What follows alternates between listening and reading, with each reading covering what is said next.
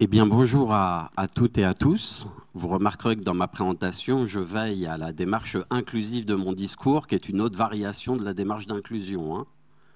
Ravi d'être là. Je ne vous cache pas que je suis quelque peu impressionné par le dispositif, mais si j'arrive à faire illusion, tant mieux.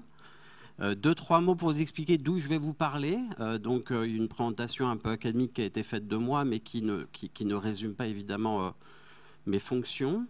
Donc, je me présente face à vous en tant que formateur à l'IRFAS. L'IRFAS étant un centre de formation en travail social.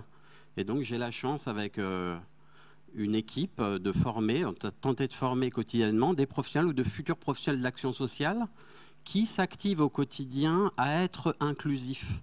Je le dis puisque c'est une manière de faire résonner tout de suite le titre de mon intervention, où je vous propose de passer du mot à l'adjectif pour vous montrer que derrière cet adjectif d'inclusif, il y a un changement de paradigme, un changement de perspective qui vient traverser en fait les pratiques professionnelles. Ce que vous allez donc entendre est le fruit de lecture. Je suis une sorte de trait d'union entre vous et des personnes qui ont produit là-dessus, mais également enrichi de l'ensemble des contributions de nos étudiants et étudiantes qui au quotidien s'affairent à venir questionner cette question de l'être inclusif. J'ai donc la chance de prendre le micro, mais vous avez compris que derrière moi, il y a un nous qui s'exprime. Alors, beaucoup de choses ont été dites dans le propos liminaire et sur lequel je vais revenir 2 secondes au risque d'être répétitif. On peut dire que l'inclusion, c'est une notion avec laquelle on parle de plus en plus, sur laquelle on parle beaucoup, et ça en devient une notion un peu risquée.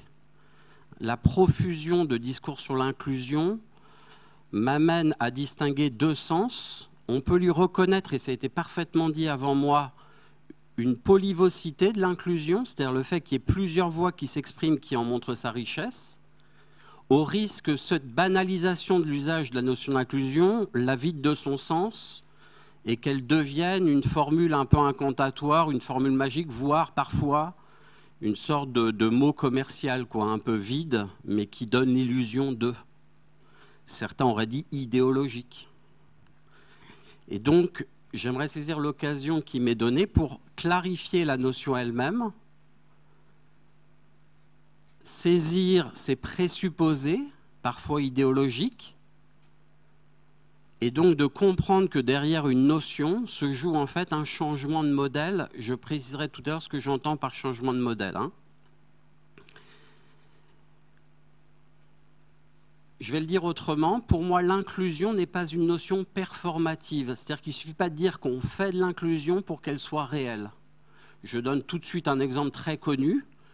Il ne suffit pas qu'un élève a besoin particulier, ce que certains appellent des élèves en situation de handicap, soient scolarisés dans l'école pour faire partie de l'école. Vous voyez tout de suite un exemple 5 pour faire la distinction entre le mot inclusion et l'adjectif inclusif qui nous demande une action. La question qu'on devrait se poser, ce n'est pas si l'enfant est dans l'école, mais est-ce que l'ensemble des dispositifs pédagogiques font de lui un élève à part entière? Autrement dit, il ne suffit pas d'être dedans pour faire partie du dedans. Et c'est là où je vais organiser le propos. Vous l'aurez compris que la notion d'inclusion nous invite à une vigilance épistémologique, particulièrement dans un colloque à dimension scientifique. Le défi pédagogique s'exprime à plusieurs niveaux. La première chose, et au risque d'être dissonant un tout petit peu avec le propos liminaire, mais ça fait aussi partie de la vie d'un colloque, je ne vais pas aborder l'inclusion comme un concept. Ce n'est pas un mot qui a été créé pour penser raisonnablement le monde, voire pour moi le monde social. C'est une commande publique, c'est donc une catégorie de l'action sociale. Et c'est en ce sens d'ailleurs qu'elle engage des enjeux politiques, sociaux, culturels, éducatifs, etc. Dans cet enjeu épistémologique, il est donc très important d'en restituer sa généalogie, c'est-à-dire dans quel contexte s'est imposée cette logique d'inclusion au sein de la commande publique. Ça sera la première partie de ma présentation. La deuxième partie, je vais quand même tenter une définition. Je dis tentative, puisque vous savez que toute tentative de définition est l'objet d'un jeu symbolique, où celui qui aura le pouvoir, c'est celui qui aura imposé la définition la plus légitime qui s'imposera à tous. Et dans une troisième partie, je vais tenter de mettre à jour, alors je vais vraiment esquisser la question, et ce sera plutôt l'occasion d'un échange entre nous, sur les ambivalences, les tensions, voire les paradoxes qui traversent cette notion d'inclusion, particulièrement dans le champ du handicap. Alors, j'enchaîne sur ma première partie. Alors, pourquoi j'ai choisi d'éclairer la diachronie de l'inclusion, sa généalogie, si vous voulez, son contexte d'émergence en partant du champ du handicap? Pour une raison très simple, c'est que la commande publique sur l'inclusion est apparue dans le champ du handicap. Et donc, en retraçant la généalogie des politiques du handicap, on va voir percevoir des changements de paradigme entre, je vous le dis tout de suite, premièrement, une approche plutôt médicalisante. Nous sommes passés ensuite, dans un second temps, à une approche dite intégrative, pour arriver aujourd'hui à une logique d'inclusion. Et vous allez voir que dans cette continuité, il y a des enjeux politiques qui traversent et qui font que nos paradigmes, nos modèles de pensée sont en train de bouger. Alors je le dis tout de suite. Quand j'entends changement de paradigme, j'entends manière de voir le monde, de percevoir des actions, etc. Je citerai tout à l'heure Thomas Kuhn pour faire autorité. Je n'ai pas de lecture linéaire de l'histoire des idées. Ça, ne pensez pas, quand j'appelle à un changement de paradigme, quand on observe un changement de paradigme, que tout change. Coexiste pendant longtemps l'ancien modèle avec le nouveau. Et c'est ici que se jouent des zones de friction culturelle. C'est-à-dire comment je prends en compte un nouveau modèle, sachant que j'ai été formé dans un autre modèle. Et ce sera ma première partie, d'accord? Alors, j'arrive à la première partie. Alors, la notion d'inclusion, elle est problématique en soi, elle est même très paradoxale. D'un point de vue étymologique, ça vient du latin includere, qui signifie enfermement, reclus. Je ne sais pas si vous percevez dès l'étymologie le problème du mot. La manière dont on le perçoit aujourd'hui est aux antipodes de son étymologie. Nous percevons l'inclusion comme une démarche d'ouverture, quasi anthropologique, ou pour citer Charles Gardou, il n'y a pas de vie minuscule, au fait que son étymologie dit le contraire. Et l'étymologie est violente, je vous la cite. Dans l'étymologie de l'inclusion, il s'agit, je lis, d'un élément étranger qui n'appartient pas au constituant, c'est-à-dire du milieu dans lequel ce corps étranger arrive, et on présuppose que ce corps étranger met en péril les propriétés du corps initial. Je ne sais pas si vous comprenez la violence du mot. Alors que l'approche qu'on en a aujourd'hui dit exactement le contraire. Donc, d'un point de vue épistémologique, on ne peut pas se satisfaire de se réapproprier une notion dont l'étymologie dit le contraire de ce qu'elle dit aujourd'hui. Autrement dit, son étymologie porte en elle-même une ontologie de la normativité. Or, Georges Canguilhem nous rappelait l'importance de déconstruire la catégorie du normal et du pathologique. Et on sait combien encore aujourd'hui, et je ne fais pas la leçon, loin de là, dans le champ du handicap, certains regards restent très médicalisants. Vous comprenez? Je ne nie pas le regard médicalisant, mais on ne peut pas réduire une personne en situation de handicap à un rapport médical. Je vais le dire avec des mots qui feront rire quelques étudiants dans la salle. L'inclusion, ou être inclusif, c'est donc une invitation de passer de la prise en charge à la prise en compte. Et vous voyez qu'un nouvel univers s'offre à nous. C'est ce que j'appelle le changement de paradigme. Donc, pour les raisons que je viens d'évoquer, je vous invite à moins parler d'inclusion. Enfin, je retire ce que je viens de dire. J'adorerais, chez Man in Black, ils ont un instrument là, qui crée de l'oubli. Voilà. Si j'avais l'instrument, je l'utiliserais à l'instant même. Oubliez ce que je viens de dire, parce que je n'ai aucune autorité à dire ça. J'invite plutôt à ne pas penser l'inclusion comme un mot, mais sous la forme d'adjectif, c'est plutôt être inclusif. Alors là, ça devient beaucoup plus intéressant. Et c'est ce que je vais expliquer maintenant, d'accord? Donc, je répondrai à vos questions éventuellement, mais j'ai tenté de vous démontrer pourquoi le mot me dérange, d'accord? Parce que son étymologie dit le contraire de ce qu'on veut lui faire dire aujourd'hui. À une ontologie de la normativité s'oppose aujourd'hui quasiment une éthique de l'ouverture. Alors, qu'en est-il de son contexte d'émergence dans la commande publique et, comme je l'ai dit dans mon introduction, particulièrement dans le champ du handicap? Alors, l'idée, c'est d'évoquer comment l'inclusion s'impose comme catégorie de l'action publique. Alors, particulièrement, si j'avais à nommer en France, la loi du 11 février 2005 témoigne de cette visée inclusive. Et comment on peut éclairer le contexte d'émergence de l'inclusion au regard, à l'orée, de la manière dont notre regard sur le handicap a progressivement bougé dans l'histoire. Il s'agit donc de montrer en quoi la notion d'inclusion est redevable de l'évolution du champ dans lequel elle est née et s'est inscrite. Alors, je l'ai dit rapidement, je ne vais pas prendre trop de temps. La notion de handicap en elle-même est très récente. Il faut attendre la loi de 57 pour la voir apparaître et donc reconnue comme telle, hein, comme une catégorie de l'action publique. Mais cette notion de handicap a remplacé progressivement des mots beaucoup plus violents, dont vous allez l'entendre, les préfixes sont extrêmement invalidants et dédaigneux. Ne parlait-on pas, il n'y a pas si longtemps, d'invalide, incompétent, inadapté? Vous voyez comment ce regard qui a dressé quelques orientations politiques portait le regard sur la déficience. Ton corps a moins, c'est à toi de t'adapter. À cela répondait une logique très médicalisante. C'est un corps qu'à moins, qui ne va pas bien, il faut le rétablir dans un climat de normativité. Et puis, on est passé à une autre étape, c'est plutôt la loi de 75, où on est passé à la notion de personne handicapée. Alors, on gagne une étape, plutôt modèle d'intégration.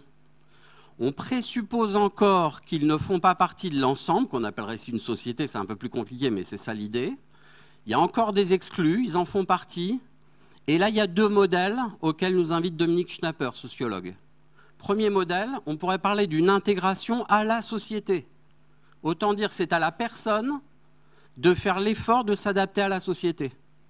Mais vous voyez bien que c'est à elle de faire un effort, c'est à elle de s'adapter, si vous voulez. Deuxième possibilité, c'est l'intégration de la société. C'est la société qui crée les conditions de son intégration, qui est plutôt l'esprit de la loi de 75. Mais le présupposé est que la personne en situation de handicap est en dehors. Vous voyez, il y a un en dehors, il y a un dedans, qui serait la norme, mais il y a un en dehors. Et il faut faire coller les gens qui sont en dehors à l'intérieur. On est donc passé d'un modèle médicalisant à un modèle d'intégration. Et puis arrive, alors il y a beaucoup de textes, hein, il y a un texte dont il faudrait parler, je vous en parlerai en conclusion, qui est la Convention des Nations Unies pour les personnes handicapées ratifiée en 2011, qui fait évoluer les choses. Mais vous savez qu'en France, on a voté une loi importante qui est la loi du 11 février 2005. Dans cette loi, qui est actuellement cardinale dans le champ du handicap, hein, qui la structure encore beaucoup, la notion d'inclusion n'est jamais citée, pas une fois. Par contre, elle a une visée inclusive. Je prends un exemple, et c'est presque tautologique d'ailleurs quand on connaît l'histoire du handicap. Je prends la notion de droit à compensation. Dès l'instant que je reconnais un droit à compensation, c'est un droit qui engage la société vis-à-vis de quelqu'un dont je reconnais des droits. Vous voyez, on n'est plus dans un modèle d'intégration. À partir de 2005, évidemment, ça se fait bien avant en termes de reconnaissance. Hein, c'est la reconnaissance institutionnelle, la loi de 2005. On reconnaît au final qu'il y a une dimension sociale au handicap. C'est plus tellement le handicap qui est handicap, c'est la situation qui devient handicapante. Alors, on va éviter tout malentendu. Il ne s'agit pas d'interpréter qu'on nie le handicap en lui-même physiologiquement. Je ne sais pas si vous comprenez. Quelqu'un qui est atteint de cécité est atteint de cécité, vous comprenez? Donc, il va rencontrer des difficultés liées à son handicap. Par contre, on reconnaît en plus que l'environnement devient handicapant. Et si l'environnement devient handicapant, ben le handicap devient une question politique qui nous engage tous. Puisque la question sera donc, quel dispositif politique, au sens platonicien, au sens fort du terme, pas au sens politicien dont on nous parle tous les jours actuellement, hein, au sens puissant, hein, quel dispositif on engage pour que chacun soit reconnu dans son plein droit. C'est ça la logique inclusive. La logique inclusive présuppose que le handicap est d'abord une construction sociale, mais pas uniquement une construction sociale. Ça veut dire qu'on peut faire bouger les choses. Je prends un exemple tout de suite, alors assez simple, vous m'expliquez pour la simplicité de l'exemple, mais j'espère qu'il vous parlera. Lorsque des personnes se déplacent pour voir un concert de Grand Corps Malade, ceux qui ne connaissent pas, c'est un slammer, c'est un artiste, hein, j'en connais très peu, voire pas, qui se déplacent voir un handicapé sur scène. Hein. Ils vont voir jouer un artiste. dont l'œuvre est marqué par son handicap, puisqu'initialement, il se destinait au basket. Un accident de la vie le fait connaître un handicap et il deviendra slammer à la faveur des rencontres de la vie. Vous comprenez bien? Je pourrais dire pareil de Ray Charles, Stevie Wonder, je pense à Jamel Debbouze également, qui a certainement une reconnaissance par la CDAPH, mais dont tout le monde s'en moque le jour où il est sur scène. On va d'abord voir un artiste. Mais il y a dans cette logique inclusive le fait que le handicap n'est plus un attribut qui résume l'identité de la personne. C'est un trait de la personne qu'on ne peut pas nier, mais qui n'épuise pas son identité. Voilà la logique de l'être inclusif. Il y a donc un projet anthropologique derrière. Le handicap n'est donc plus une question catégorielle. Alors le paradoxe, c'est qu'on parle encore de politique sociale catégorielle, mais devient une question politique qui nous engage tous. Et qui engage donc, notamment ce qui a été dit en propos liminaire qu'on verra aujourd'hui, le fait qu'il existe des outils qui sont mis en place pour justement permettre pour de vrai cet être inclusif. Donc je résume, nous sommes dans le handicap passé progressivement d'une logique médicalisante où la personne handicapée est perçue comme moins. Les préfixes l'invalide, invalide, infirme, incapable, inadapté, etc. On est passé ensuite à une lecture plus centrée sur la personne, mais à qui on demandait quand même symboliquement de faire l'effort de s'adapter. Je l'appellerais la logique d'intégration, avec les variations, à là et de là. Puis à une logique inclusive, dont je vais vous parler maintenant. Donc vous comprenez bien que si on perçoit l'évolution du regard porté sur le handicap, ça nous permet de comprendre que la notion d'inclusion en elle-même n'est pas très intéressante. Par contre, son adjectif d'une société inclusive devient intéressante puisqu'elle nous engage collectivement. Ça devient un fait politique. J'en ai donc fini avec ma première partie. Ah oui, alors je reprends mes notes, excusez-moi. Si je veux résumer le propos, on serait progressivement passé par handicapé par à handicapé pour. On a déplacé notre regard et en déplaçant le regard, on change indéniablement de paradigme. Alors, je cite Thomas Kuhn, philosophe des sciences et historien des sciences, qui, dans un ouvrage très connu, définit le concept de paradigme. Je vous le cite, donc je cite Thomas Kuhn. Le paradigme, c'est l'ensemble d'idées et de croyances, de connaissances, de valeurs, de conceptions, de représentations, sous-jacents aux théories, dont dérivent tous les discours de celui qui en fait son système explicatif. Alors évidemment, c'est quelque peu académique, mais c'est exactement ce que j'ai tenté de vous dire. Dès l'instant que mon regard se déplace vis-à-vis d'un type de population, alors l'ensemble des systèmes des idées doivent bouger avec. Et évidemment, les idées ne sont pas dans l'absolu, il va falloir les mettre en action. C'est ce que j'appellerais tout à l'heure l'être inclusif. D'accord ? La statistique sur l'inclusion ne démontre pas grand-chose. On peut collecter des données intéressantes pour venir objectiver une réalité sur le nombre d'élèves à besoins particuliers dans une école. Je pense par exemple aux sections SECPA. Alors on peut s'enorgueillir de dire on a autant de personnes et puis sur les 5 ans, on a une courbe qui augmente. Conclusion, nous sommes dans l'inclusion. Mais je vous l'ai dit tout à l'heure, l'inclusion ne me dit pas est-ce qu'on l'est pour de vrai. Je dis pour de vrai pour rendre hommage à nos étudiants, puisqu'à l'IRFAS, lorsque l'on présente tout ça, et à juste titre, les étudiants nous disent c'est sympathique la commande publique, mais dans les faits, on en est loin. Vous voyez, il y a encore un chemin à traduire. Alors ce qui va nous intéresser dans un instant, ce n'est pas l'inclusion, mais l'être inclusif, donc l'adjectif. Je vous propose de passer à la deuxième partie de mon intervention. Je vais tenter quand même de définir un peu cet être inclusif.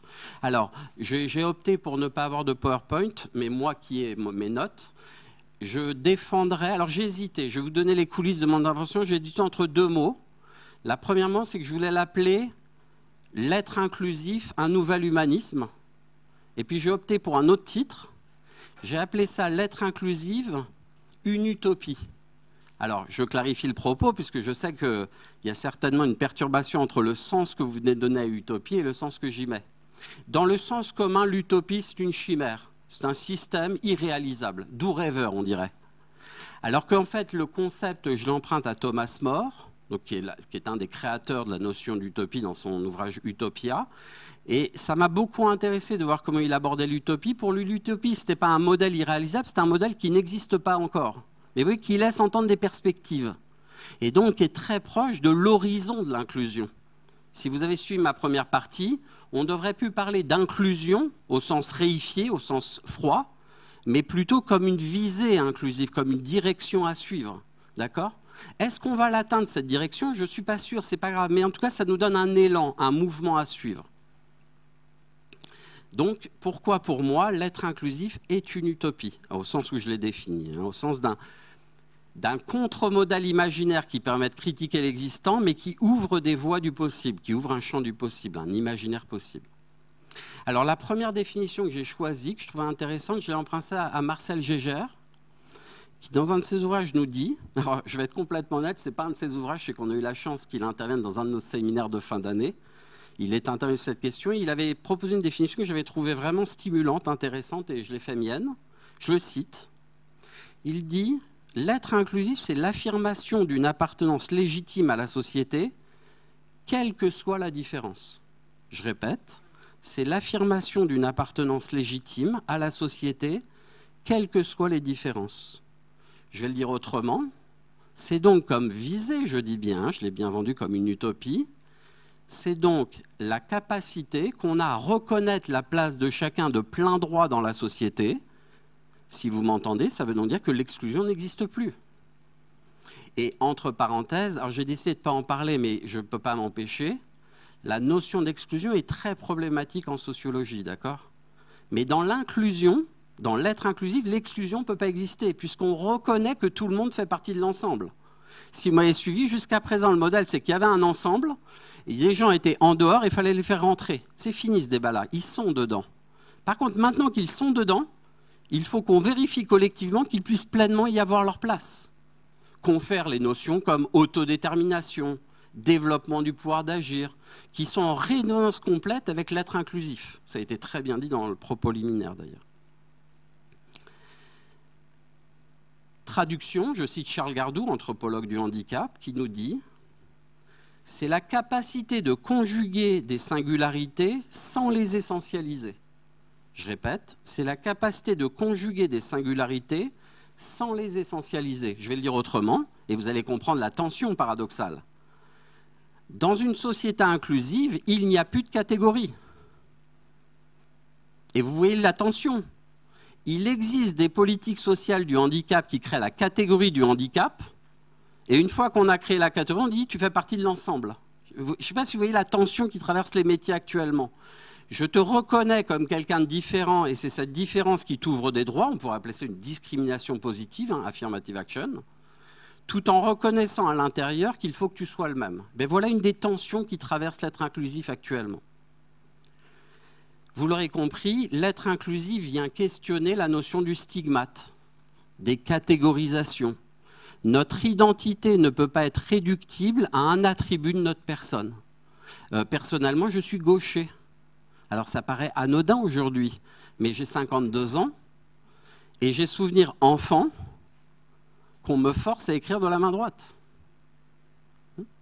Et que si ce n'était pas le cas, c'était un coup. Alors, les coups, je n'ai plus au coup de règle, mais c'est une petite humiliation. Tu es différent, adapte-toi. Et la raison pour laquelle était vraiment proprement esthétisante, c'est que le boulevard me servait à rien en tant que gaucher. Pour ceux qui sont gauchers, qui ont écrit avec un stylo plume, big up, j'ai envie de dire. On a partagé cette expérience redoutable.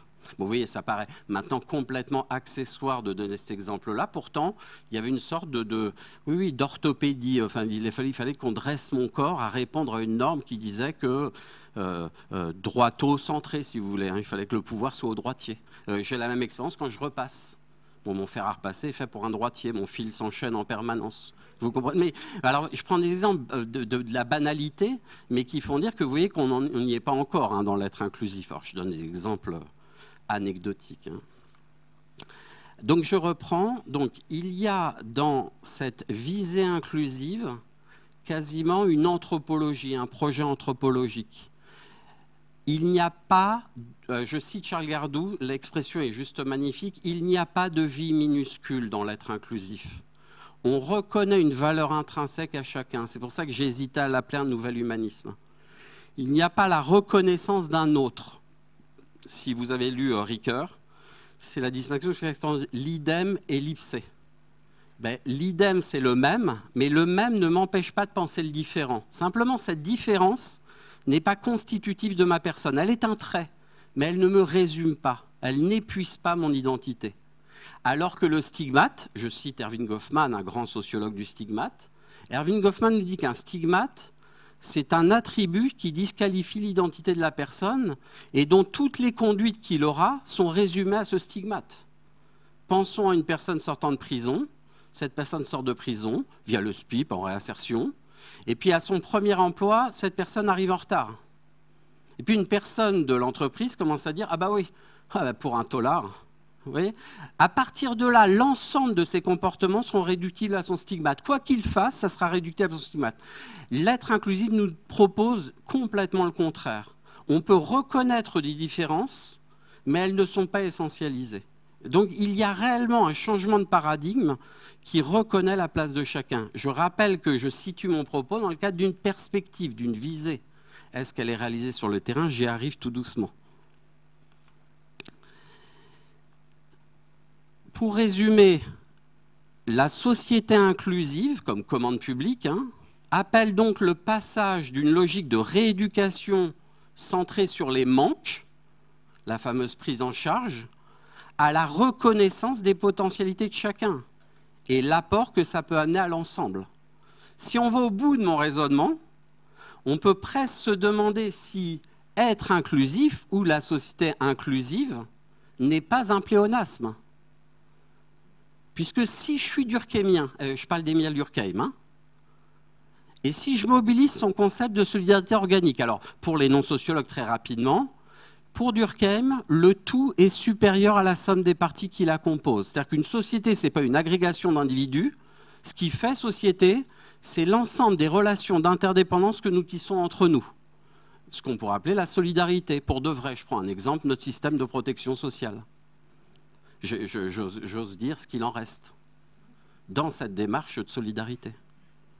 Or, si on pose le fait que ce qui fait société, c'est notre modèle de coopération, mais alors, tout le discours que je tiens devient tautologique, évident. Or, vous aurez compris que si j'insiste, c'est que ce modèle de solidarité organique est entamé par une somme de choses qui mettent à mal la logique inclusive.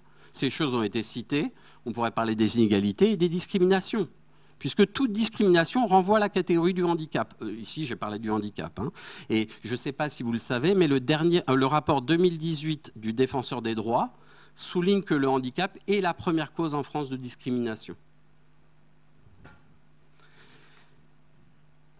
Il y a donc, dans cet adjectif inclusif ou inclusive, un projet anthropologique et politique qui s'inscrit, j'espère l'avoir défendu au mieux. Maintenant que j'ai développé ma deuxième partie, je vous propose ma troisième partie sur une sorte de débauche, de mise à jour, de révélation des tensions, des ambivalences, voire des paradoxes qui traversent cette notion d'inclusion ou son adjectif inclusif ou inclusive. Alors, je vais le dire comme ça, il ne suffit pas d'être rattaché à des droits pour que ces droits soient effectifs. Il y a une reconnaissance par le droit de l'inclusion, il n'y a aucun doute, il y a beaucoup de textes maintenant qui l'évoquent. Par contre, le fait d'avoir des droits ne veut pas dire qu'au quotidien, ces droits soient effectivement réalisés. En guise d'introduction, je vous avais expliqué que l'inclusion n'est pas une notion performative. C'est-à-dire qu'il ne suffit pas de dire qu'on fait de l'inclusion pour qu'elle existe réellement dans les faits. Et c'est ce que j'aimerais souligner maintenant, c'est-à-dire dans quelle ambivalence, voire tension, sont placés le public, ici j'ai décidé de m'intéresser aux personnes en situation de handicap, vis-à-vis de cet être inclusif, de ce projet, cette visée inclusive. Alors, la première chose qu'on peut souligner, elle n'est pas glorieuse, c'est qu'en France, on fait l'objet de pas mal de rappels à l'ordre en la matière. J'ai cité tout à l'heure le Défenseur des droits, qui à 2 reprises a fait un rappel à l'ordre sur l'absence de mise en place effective des droits définis dans la loi du 11 février 2005, et je pense particulièrement à l'inclusion scolaire. Et puis je pense que vous êtes au courant, en 2018, un rapport redoutable de la Commission des droits de l'homme de l'ONU rappelait la France à ses obligations d'avoir ratifié la fameuse convention en 2011 pour non-application des principes de la convention. Donc évidemment, ça désenchante un peu mon discours, mais ça rappelle au réel J'ai défendu le fait que l'inclusion soit une visée, une perspective. Il se peut qu'il y ait des personnes qui soient sur le chemin de l'inclusion, mais on a l'impression que le chemin va être long. Je n'ai pas le temps d'en parler, mais il y a des pays qui ont fait une route avant nous et qui sont un peu en avant. Je pense particulièrement à nos collègues québécois qui mobilisent des travaux extrêmement intéressants en la matière et qui montrent une avancée supplémentaire dans la prise en compte du projet anthropologique de la visée inclusive. Alors, je reviens à mon propos, excusez-moi. Dans quelle ambivalence ça place les personnes en situation de handicap lorsqu'il y a un décalage trop important entre la visée inclusive et les conditions de sa réalisation effective sur le terrain? Alors, le concept que je vais utiliser maintenant, je trouve, traduit bien cette ambivalence. Je dirais que très souvent, je n'ai pas dit tout le temps, hein, les personnes en situation de handicap vivent une situation liminale. C'est une situation de liminalité. Alors, c'est un concept qui n'est pas beaucoup utilisé à tort, que j'emprunte en fait à un anthropologue. Alors, il y a une généalogie du concept que je ne vais pas refaire pour ne pas être trop professoral. Il se trouve que là, le sens de liminalité, je l'emprunte à l'anthropologue Robert Murphy, américain, qui dans les années 90 sera approprié une idée intéressante sur les rites de passage. Alors, qu'est-ce que veut dire liminalité? Liminalité, si vous voulez, c'est une situation d'apesanteur sociale, c'est une situation d'entre-deux permanent. Ni jamais complètement là, ni jamais complètement là-bas. Ni jamais complètement ici, ni jamais complètement là-bas. Ni jamais complètement exclu, ni jamais complètement inclus. Je ne sais pas si vous comprenez. Une sorte de tiraillement qui crée une sorte d'identité d'entre-deux. À ce titre, ce concept ne témoigne pas uniquement de l'ambivalence des personnes en situation de handicap. Je pense particulièrement à l'expérience de l'immigration. Vous savez, ces fameux retours au bled, qui sont souvent fantasmés par ceux qui sont venus vivre ici en France et qui, retournant en bled, ils ont à peine mis le pied dans leur village natal qu'on leur rappelle qu'ils sont devenus français. Ce qui fait qu'on a des personnes qui sont tiraillées, on pourrait dire en état d'apesanteur sociale. Vous voyez, ni jamais complètement là, ni jamais complètement là-bas. Je vais citer Robert Murphy qui dit, donc 1990, « Les handicapés à long terme ne sont ni malades, ni en bonne santé, ni morts, ni pleinement vivants, ni en dehors de la société, ni tout à fait à l'intérieur. » Vous comprendrez que cette position liminale crée une ontologie d'insécurité absolue.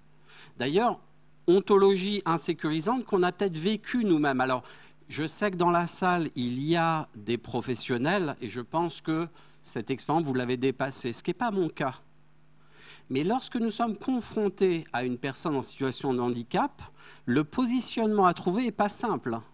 Si j'en fais trop, je le rappelle au handicap, et si je ne fais rien, ça peut être vu comme une position quasiment déshumanisante. De même, si on se met du côté de la personne en situation de handicap, elle peut se dire « la personne me porte assistance parce que je lui fais pitié », ou parce qu'au contraire, elle est de bon cœur. Vous voyez dans quelle ambivalence nous sommes placés, ce qui fait qu'on sait trop, les personnes en situation de handicap, lorsqu'elles témoignent, livrent le fait qu'elles ne savent jamais complètement ce qu'on pense d'elles. D'accord ? Elles sont prises dans cet état de liminalité. Voilà une ambivalence de la visée inclusive. Et l'interprétation que je fais de cette tension liminale, c'est qu'on est au croisement historique entre deux paradigmes qui se chevauchent. Culturellement, il reste une culture médicale très forte dans l'approche du handicap qui se conjugue avec la logique intégrative, alors que la visée se veut inclusive. Dans cette interpénétration des différents paradigmes se joue la tension liminale. Voilà rapidement mon interprétation. Autre paradoxe, je l'ai souligné tout à l'heure, c'est la dimension de catégorie dans politique sociale du handicap, qui est une politique sociale catégorielle. Et je l'ai exprimé rapidement tout à l'heure, je ne vais pas y revenir. On reconnaît une catégorie à part tout en disant qu'ils font partie de l'ensemble. Voilà, haute tension qui traverse les paradigmes. Dernière tension, et pour moi c'est extrêmement important de le dire, dans cette partie dédiée à être inclusif pour de vrai, comme chemin, comme outil à mettre en place, comme action, praxis, quoi. Il faut se méfier parfois que le discours de l'inclusion ne vienne pas masquer des logiques de rationalisation. Vous voyez ? Et là, on revient à mon discours d'introduction. Sous couvert des fois d'inclusion, on justifie en fait le fait que les établissements dits spécialisés aient moins de place qu'avant. Or, il ne faut pas se leurrer, être inclusif, s'inscrire dans la visa inclusive ne signifie pas la fermeture d'établissements spécialisés, puisque certaines personnes ont besoin de ces établissements spécialisés. Pour certaines personnes, aller à l'école dit normale, c'est déjà violent. Enfin, il ne faut pas qu'on se raconte d'histoire. Et donc, vous voyez que parfois, moi, je suis très soucieux des discours qui sont tenus pour vérifier qu'on soit bien compris sur la visa inclusive, que vous avez bien compris que je tente modestement de m'y inscrire, mais pas d'instrumentalisation à la faveur de logiques de rationalisation, d'un New Public Management. Je cite à ce titre Jacques Généreux, économiste, qui en 2006 a publié un livre qui s'appelle La dissociété. Alors le livre ne parle pas du tout de notre débat d'aujourd'hui, hein. C'est un ouvrage de macroéconomie. C'est même pas de la macroéconomie, c'est un livre d'économie politique, excusez-moi. Et il est plutôt keynésien. Hein. Vous avez remarqué que dans l'anthropologie de l'être inclusif, il n'y a pas de vie minuscule. On reconnaît la place à chacun de plein droit. Il faut avoir ça en tête. Hein. Voilà ce qu'il nous dit, donc page 28 de son ouvrage. La place de chacun dans la société de compétition généralisée n'est plus un droit, mais le résultat incertain et vulnérable d'un combat permanent. Tout le monde est sommé de se comporter en guerrier, en gagnant, pour échapper à l'exclusion et à la stigmatisation réservée aux moins performants. Je répète, et à la stigmatisation réservée aux moins performants. Cette guerre incivile nous dissocie les uns les autres et détruit le sentiment d'appartenance à une société. Vous aurez compris qu'anthropologiquement, c'est tout le contraire, l'être inclusif. L'être inclusif ne reconnaît pas la compétition et la concurrence, mais au contraire, ce qui nous constitue, c'est notre fragilité. Nous sommes des êtres altriciales. Altricialité veut dire que lorsque l'être humain naît, il est intégralement dépendant des autres. Nous sommes des êtres hypersociaux. Faisons l'expérience, alors je l'emprunte à Bernard Lahire, hein, ce que je suis en train de vous dire. Faisons l'expérience de penser que le petit homme, dès qu'il naît, il est autonome. Il n'a pas besoin de nous. Mais nous ne serions pas là. Ce n'est pas notre condition. Notre condition première, c'est la fragilité. Et c'est ça le projet anthropologique de l'être inclusif. C'est de dépasser des logiques concurrentielles à l'affaire de reconnaître que la fragilité est constitutive de l'espèce humaine. Et c'est parce qu'elle est constitutive, nous sommes des êtres altriciales, que la seule possibilité de reconnaître la place à chacun, c'est la coopération.